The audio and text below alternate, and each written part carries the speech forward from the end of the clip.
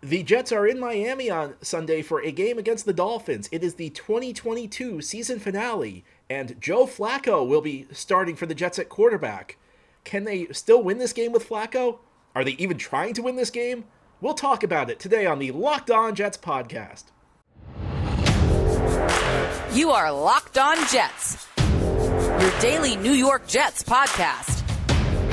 Part of the Locked On Podcast Network, your team every day.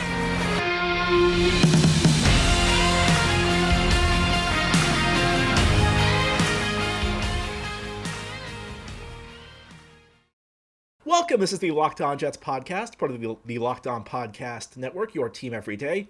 It is Friday, January 6th, 2022, and I'm your host, John B. from GangGreenNation.com, thanking you for making the show your first listen or first watch every day. This podcast is free and it's available on all platforms, including YouTube. If you like what you see or hear, hit the subscribe button where you are watching or listening so that you'll never miss an episode. If you are listening on a podcast source and enjoy the show, please give it a 5-star review. If you're watching on YouTube, please give this episode a big thumbs up. These things help the channel out and help other Jets fans find the podcast. Today's episode of Locked On Jets is brought to you by BetOnline. BetOnline has you covered this season with more props, odds, and lines than ever before. BetOnline, where the game starts. Well, the Jets play their season finale Sunday in Miami. They take on the division rival Miami Dolphins. It's a game that has meaning for the Dolphins because they still have a shot at making the playoffs. The Jets, of course, were eliminated last weekend in their loss to the Seattle Seahawks. And we found out some interesting news on Friday. Joe Flacco will be starting for the Jets at quarterback on Sunday. The Jets will not play Mike White, which it seemed to me through the week that playing White really did not make a lot of sense. Now, if the Jets were still alive, then I could see why you'd put White in the lineup, but it never seemed like he was fully healthy. So, there's no point in running him out there when he's playing hurt.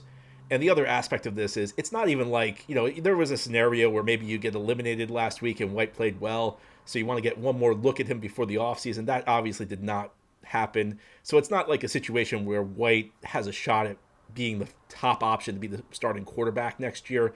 White pretty much played himself out of consideration to be the number one quarterback for the Jets in 2023 in the loss to Seattle. So it's not like you're trying to get more data on Mike White because you have a decision to make. The decision is whether you bring him back as the backup quarterback. So with White compromised, not much reason to put him back in the lineup on Sunday, especially with this game really having no meaning for the Jets. Interesting decision, though, to go with Flacco. And I don't know. Listen, I'm just speculating here, but through the course of this season, watching Flacco, part of me's wondered, did he make a calculated gamble coming back for one more year? Was it a situation where Flacco said, I don't really want to play, but I can get like $3.5 million from the Jets. Maybe I'll be the backup. Maybe I won't need to go into the lineup. Well, if that was his rationale, it has completely failed because he's got to go into the lineup and start another game. And even worse, the Jets are going to be without 3 of their offensive linemen because in addition to Mike White being out, they will not have Dwayne Brown, Nate Herbig, or George Fant. So once again, the Jets reshuffled their offensive line. Whatever iteration of the offensive line this was, of the players who are healthy, the one they ran out last week is probably the best that they had. And it really was not very good, but still better than what they're going to put out on the field Sunday. And 60% of their best line will not be on the field. And that line was not very good to begin with. So now you're dealing with like backup third string level players who are going to be protecting a quarterback who, even back in his prime, had very limited mobility. And a guy who really cannot move at this point is now going to be protected by guys who can't protect. So I'm not saying the Jets are like losing this game on purpose. I really don't believe teams do that in the NFL. The concept of tanking is frequently discussed in this league. I really don't think teams do it. I don't think it really serves much of a purpose. I mean, there are always individual cases where having this pick is better than having that pick. And of course, 2 years ago, you remember the Jets narrowly lost out on the number 1 pick and getting Trevor Lawrence and ended up with Zach Wilson. But in a typical year, the difference between having the number 10 pick versus the number 13 pick is not really going to make that big of a difference. And in the NFL, it's different than other sports. Like the NBA, you typically need to have a top 10-ish pick to have a legitimate shot at getting a good player. In the NFL, typically, no matter where you pick in the first round, you can find a great player if you know what you're doing. So I don't think teams really do it. You have to remember that on Sunday, the film you put on out there is your resume. So guys who take the field on Sunday, they have every incentive to play really hard, even if their team's losing. And the thing I always point out is, you say teams are tanking. Well, the players aren't tanking because beyond what I just said about your film being your resume, the guy the team could draft with the pick I'm tanking for could replace me. So so if I'm a player, I have no incentive to play poorly because that draft pick my team's getting might be used to draft my replacement. So all this in mind, if the Jets were trying to lose this game, this is exactly what you do. You would pull the offensive lineman and you throw Flacco in there. It's going to be probably pretty ugly for the Jets offense on Sunday, and it's not like it's been pretty the last few weeks for the Jets on the offensive side of the ball. It's not like it's been pretty most of the season for the Jets on the offensive side of the ball. And again, I understand it because I think we've known Dwayne Brown's been playing hurt pretty much all year since he returned to the lineup. Fant came back from an injury. It seems like Fant's also been injured all year, and Herbig's been nursing something. So not a great shock that the Jets are making this move, resting these players in this meaningless game. And I would imagine a lot of these guys would be in the lineup if the Jets were still alive in the playoff race heading into this one. But it is creating a really ugly situation. It's funny. I was thinking heading into this week, and early in the week I kind of felt like Mike White playing didn't make a lot of sense if he was still nursing that rib injury for the reasons I just mentioned. In a vacuum, this actually would be a reasonable spot to put Zach Wilson back in the lineup because it's a very low-pressure situation. So even if he plays bad, it's not like it's really going to hurt Zach Wilson. I mean, if his confidence level is 0 right now, and you throw him out there and he plays badly, it's not like you're going to hurt his confidence anymore. It's not like one game can do that. But it's a low-pressure situation where you give him a week of being the guy. Who knows, maybe you hit on something, and maybe he plays well, and maybe he can at least carry a little bit of confidence into the offseason. But on the other hand, if you're putting him behind this offensive line, you're not giving him much of a chance. So I guess Flacco's the guy this week. I kind of would prefer to see Chris Streveler in there. At least it'd be kind of fun to watch Streveler run around while he's playing. And, Saleh also indicated that it just doesn't seem like Zach Wilson's in a place mentally. Even though, what I said, it would be a low-pressure situation. Robert Saleh earlier this week said Zach Wilson needs to get away from football. So it just sounds like Zach Wilson's at a spot where maybe he just is not in a state of mind where he could even quarterback the team in a game like this. So we're going to be looking at Joe Flacco on Sunday. And I said earlier in the year, I really had at the very beginning of the season, when Joe Flacco started the first 3 games, I talked extensively about how I had 0 interest in watching him play. And I have even less interest watching him play this game. I don't know. And through the offseason, really probably the last 3 years I've mentioned that, maybe there's a great game lurking somewhere in Flacco because when you look at like the athletes who used to be good, who are washed up, typically they have like that one more really good game in them. The problem is we already saw that. That was the Cleveland game when the Flacco led the Jets to their miracle comeback all the way back in week 2. There's really not much reason to be excited to watch Joe Flacco play in this game. I'm not saying, listen, the Jets, anything can happen on a Sunday in the NFL. And the Dolphins, they've been playing pretty terrible football. And with their season on the line, you don't know how they're going to press. You don't know how a lot of things are going to turn out. But one thing I feel pretty confident in is putting Flacco behind this offensive line is not going to produce good results for the Jets. And in some ways, it's a bit sad because we're going to watch a distinguished NFL career end on Sunday. And maybe a career that's not been so distinguished with the Jets. But Joe Flacco has had a really good career. And quite frankly, all of it was with Baltimore. And all of it was with Baltimore, years and years ago. I think, the last couple of years of his Baltimore tenure were not very good. His 1 year in Denver was not very good. His I don't know if you call it 2.5 or 3 years with the Jets because there was about half a season in Philadelphia. Well, that stretch has not been very good. But still, you'd like to see a quarterback with this kind of resume go out with a little bit more dignity because, I can't imagine the Jets are going to bring him back again for another year. And it's difficult to see who else in the NFL is going to continue to give Flacco a contract. So these games can be tough to watch after the Jets are eliminated. At least we only have one of these games this year, but I think it's even tougher with Joe Flacco in the lineup. So the Jets, I'm not saying they're trying to lose this game, but I'm saying this is pretty much the formula. If you're rooting against the Jets for draft position, this is what you want to see. Is it the best thing for the Jets to lose on Sunday and gain draft position, or is it better for them to win? Or does it not make a difference? Well, that's what we'll talk about as we continue this Friday game preview episode of the Locked On Jets podcast. I'll give you some of my thoughts on this topic. Today's episode of Locked On Jets is presented by PrizePicks. Here's how it works. PrizePicks is daily fantasy made easy. You pick 2 to 5 players, and if they score more or less than their PrizePicks projection, you can win up to 10 times your money on any entry. So, if you want to make some money, you might want to pick Joe Flacco less than a certain statistical benchmark on Sunday. But there's no competing against other people. It's just you versus the projections available. And PrizePicks offers projections on any sport that you want to watch. So if it's too depressing to pick Flacco for less than, however many yards, then you can play NBA, you can play NHL, you can play college football, you can play men's and women's college basketball, and you can even play disc golf. Entries can be made in 60 seconds or less. It's just that easy. They have safe and fast withdrawals, and they are currently operational in over 30 states and in Canada. Download the PrizePicks app or go to prizepicks.com to sign up and play daily fantasy sports. First-time users can receive a 100% instant deposit match up to $100 with promo code LOCKEDON. If you deposit $50, PrizePicks gives you $50. If you deposit $100, PrizePicks gives you $100. And don't forget to enter promo code LOCKEDON at sign-up for an instant deposit match of up to $100 using PrizePicks. Thank you again for making Locked On Jets your first listen or first watch every day. The show's free and available on all platforms, including YouTube. Jets play in Miami on Sunday, the 2022 season finale, even though it's technically 2023. That's the way the NFL works.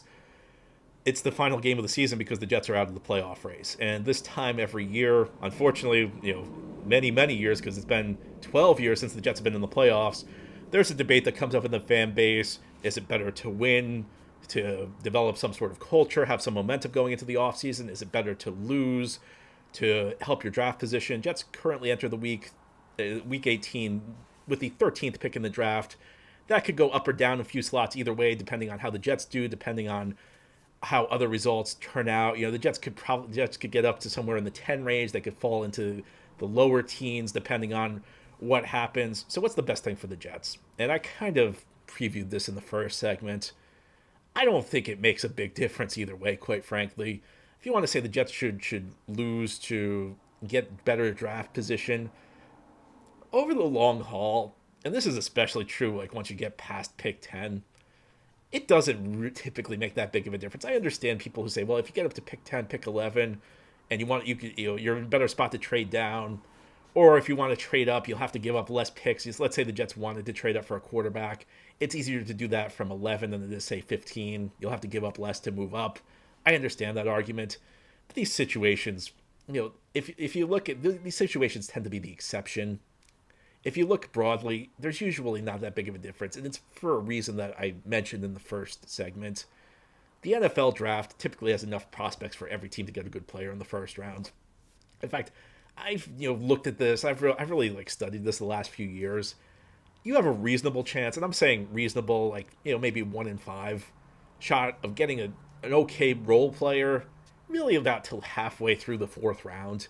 So draft position matters less than you'd expect. The difference between pick 1 and pick 10, there's a difference. Your odds are definitely better at pick 1 than they are at pick 10, but I think that there's a perception that there's this enormous difference in the expected quality of your player. There's really not. It's not as nearly as big as you think it is. That's for a couple of reasons. First of all, I think people view the top pick in the draft or 2 or 3 as a slam dunk, can't miss kind of player. There are lots of misses in that area. And the players you can get at pick 10, in that range, or the early teens, or even the late teens, they're better than you'd expect. I mean, the Jets got Garrett Wilson with the 10th overall pick. So, you look at, broadly speaking, it makes nowhere near as big of a difference as you think. And people always look at the individual cases. Well, this guy went 10th and we had the 11th pick. Well, first of all, those are the exception. And second of all, I'm sure you had a great player you could have picked at 11 in that situation. So I don't think it really makes that big of a difference. I think it's nowhere near as big of a deal as people make it out to be. Now the other argument is, well, we want to build a winning culture here. That's a shaky argument, I think, most years. I think for the Jets it would be especially shaky because you want to build a winning culture, you should have won the last 5 weeks. Building a winning culture means winning when you need to. It means making the playoffs. That's how you build a winning culture. You build a winning culture by winning when it matters. You don't build a winning culture by having a 5-game losing streak that takes you out of the playoff race when you're 3 games over 500 starting December, and then getting eliminated, and then winning a final game. And what's this game really going to do for the Jets? It's a game where they're playing a bunch of guys who really have no future on this team. Joe Flacco has no future on this team. Guys starting on the offensive line on Sunday. I hate to tell you, they don't really have a future on this team. Elijah Vera Tucker's going to be back next year. The Jets have to figure out a few things on the offensive line. But these guys who are starting on Sunday, for the most part, they're not going to be in the mix next year when the Jets try and rebuild their offensive line once again. So I look at this situation, and I can't say that this game really matters a whole lot. I'm very unexcited for this game, and my enthusiasm for this game, which was already low, went down quite a bit when I found out Flacco was starting because you're not really accomplishing anything. Now, if Zach Wilson or Chris Streveler starts, how much are you really accomplishing? I think we know Streveler, at best going forward, is probably going to be a guy who maybe you design a package for. He's going to be a role player, and maybe you put in a Streveler package where he can, run some option plays or something like that, some design quarterback runs. So, I don't know that you're really accomplishing a lot with him. And for Zach Wilson, even if he plays well, I mean, it's a nice way to end the season and maybe build his confidence a little bit, but that doesn't fix everything that went wrong this season. It doesn't undo the damage. It doesn't take away the losses that cost the Jets their playoff spot. So, understanding that, though, we're watching the end of Flacco's career, but Flacco has no significance with the Jets. I think it would be different if this was the Baltimore Ravens and maybe Flacco had returned to be Lamar Jackson's backup, and maybe you could send him off like a nice way when he has a great legacy with the team. But Flacco's legacy with the Jets is being a backup quarterback for 3 years and winning one game that he started. And a second win, I don't think really makes that big of a difference.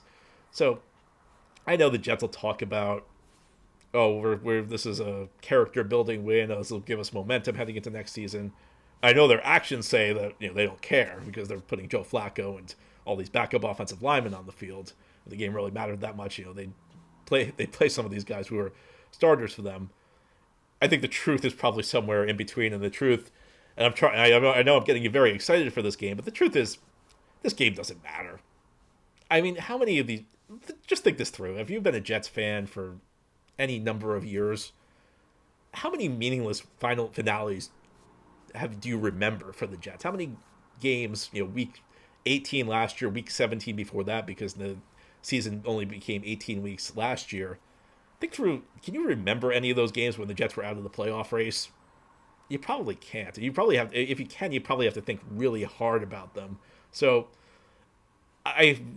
sorry I can't preview this game and make it sound more exciting, but at the end of the day, I just think the stakes for this one are really, really small for the Jets. It's not even like, they could pick 3 or they could pick 1. And as I said, I think that's not as meaningful as you think. But this game, I mean, it's almost like, who cares?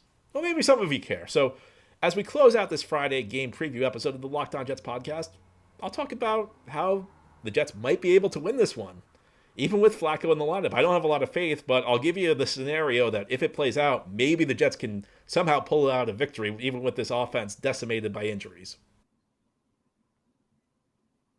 Well, the Dolphins were already favored in this game before the Jets announced Joe Flacco was starting, so not sure what that will do to the line, but you should know that this episode of Locked On Jets is brought to you by BetOnline. And you should know that betonline.net is your number one source for sports betting info, stats, news, and analysis. You can get all of the latest odds and trends for every professional and amateur league out there, so check it out to find out the impact of Flacco's start on the line. From pro and college football to basketball, they've got it all at betonline.net. And if you love sports podcasts, well, of course you do. You're listening to Locked On Jets. You can find those at BetOnline as well. They are the fastest and easiest way to get your betting info. So head to the website today or use your mobile device to learn more. BetOnline, where the game starts. This is the Locked On Jets podcast here on this Friday, the final podcast before the end of the regular season for the New York Jets as they face the Miami Dolphins Sunday. A game that a few weeks ago felt like it was going to have great meaning for the Jets. The Jets were in the middle of the AFC playoff race and have fallen out because of a 5-game losing streak. They can either end the losing streak on Sunday or they can extend it to 6 and have that miserable of an end to their season. And quite frankly, I don't think it makes that big of a difference. Either way, it's going to be tough with the offense the Jets are putting on the field because this has been a bad offense most of the season, aside from maybe the Mike White game against Chicago, the Flacco game against Cleveland, and then the Breece Hall renaissance in October. It's been an offense that's really struggled to do much of anything good consistently. So this game turns to the defense, and to the extent the Jets have a shot in this game, and again, I mean, this is going to be a tall order with the offense the Jets are putting on the field, but Miami does appear like they're going to play Skylar Thompson in this one. So the formula is pretty simple. The defense has to win the game, and the Jets have to avoid special teams mistakes. Braden Mann could, if he could have a decent game for once, that would help out. Greg Zuerlein's going to have to make his field goals, but really it's going to be up to the defense. This is going to be like one of those classic games where the Jets will need to force turnovers. And, say what you will about Flacco. One thing I think he does relatively decent even at this stage of his career is avoid the big mistake. Now, that's not to say, there's no 3 turnover game that's possible. Of course, it's possible Flacco just has a miserable end to his career, especially with this offensive line. But I think that, of the 2 quarterbacks, which is less likely to make the mistake, it might be Flacco. And of course, the Jets have that great defensive line where they've been able to generate pressure for most of the season.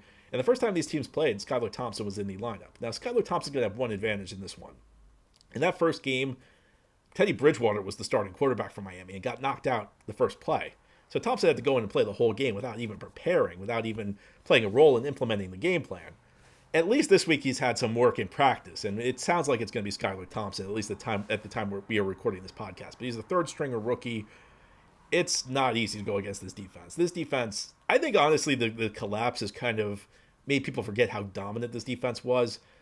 And I think, unfortunately, when the team loses, you tend to blame everybody. And I do think the defense deserves some blame, but they're probably getting too much. And really, the failures of this season for the Jets are way more on the offense. This is not an easy defense to face. And you've got those 2 corners. Sauce Gardner had a huge interception in the first meeting between these teams. This is going to be the classic field position game. It's going to be the classic game where it might come down to a defensive score. And if you actually care about this game, if you care about the Jets winning and ending their season on a positive note, that could be your hope. Because I don't have a lot of hope for this offense with Flacco under center. But I do have hope for this defense. And we know that this defense, they have not done it well enough lately. The turnovers have dropped quite a bit over really since the bye or so. But this could be the week where things turn around. We have a shaky young quarterback in there who might get rattled by pressure. It depends on who else. There could be some other surprise omissions from the lineup for the Jets. So, if there are, then that could impact things. But this could very well be the type of situation where even in a game where the Jets' offense stalls, Miami's offense also has its own difficulties.